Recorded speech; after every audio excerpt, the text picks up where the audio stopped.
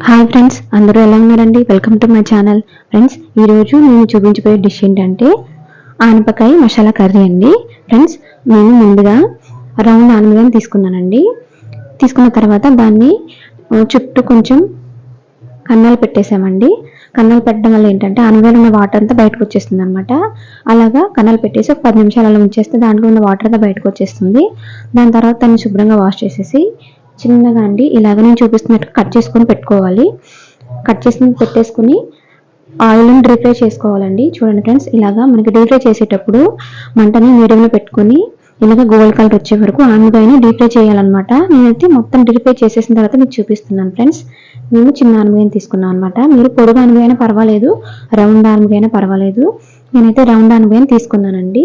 ఇలాగ అయిపోయిన తర్వాత వేపేసుకొని పక్కన పెట్టేసుకున్నామండి. ఇప్పుడు మసాలా ఆనపకాయ కర్రీకి కావాల్సిన పదార్థాలు ఫ్రెండ్స్, మీడియం సైజ్ ఆనియన్స్ని 2 తీసుకొని చిన్నగా కట్ చేసుకొని పక్కన పెట్టుకోవాలి. అలాగే 2 పచ్చిమిర్చి కూడా కట్ చేసుకొని పక్కన పెట్టుకోవాలి. కొంచెం కరివేపాకు అండి. ఫ్రెండ్స్, దీంట్లోకి మనం తాలింపు అనేది వేసుకోవాలన్నమాట. అందుకోసం 2 స్పూన్లు మినపప్పు, 1 స్పూన్ జీలకర్ర, 1 ఎండుమిర్చి అండి, 4 వెల్లుల్లిని ఇలాగా దంచుకొని పక్కన పెట్టేసుకోవాలి. అలాగే కొంచెం చింతపండుని కూడా కొంచెం సరిపోతుందండి. చింతపండు నానబెట్టేసుకొని పక్కన పెట్టుకోవాలి. ఫ్రెండ్స్, ఇప్పుడు నేను మసాలా అని చెప్పాను కదా, మసాలాలోకి ఏంటంటే ఒక 10 వరకు వెల్లుల్లిని పొట్టు చేసుకొని, అలాగే 3 స్పూన్ల దాకా జీలకర్రని 2 కలిపేసి మిక్సీ పట్టేసి ఈ విధంగా పేస్ట్ చేసుకోవాలన్నమాట. మన ఆనపకాయ కూరలోకి ఇదేనండి మసాలా. ఫ్రెండ్స్, ఇప్పుడు ఆనపకాయ మసాలా కర్రీని ఎలా ప్రిపేర్ చేయాలో చూపిస్తాను.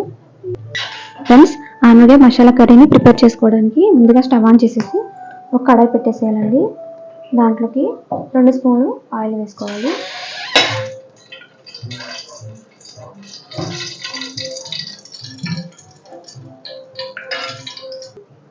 ఫ్రెండ్స్, ఆయిల్ వేడైన తర్వాత వెల్లుల్లి వేసేసుకోవాలి.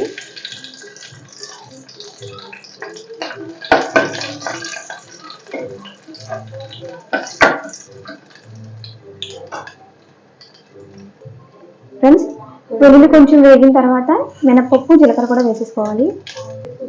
ఫ్రెండ్స్, ఇప్పుడు కరివేపాకు, ఎండుమిర్చి కూడా వేసుకోవాలి.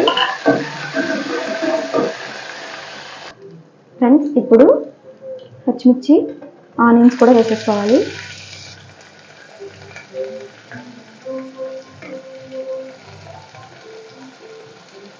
ఫ్రెండ్స్, ఆనియన్ వేసాం కదా, ఆనియన్ మగ్గడానికి ఒక 1 స్పూన్ సాల్ట్ వేద్దామండి. తొందరగా మగ్గిపోతుంది.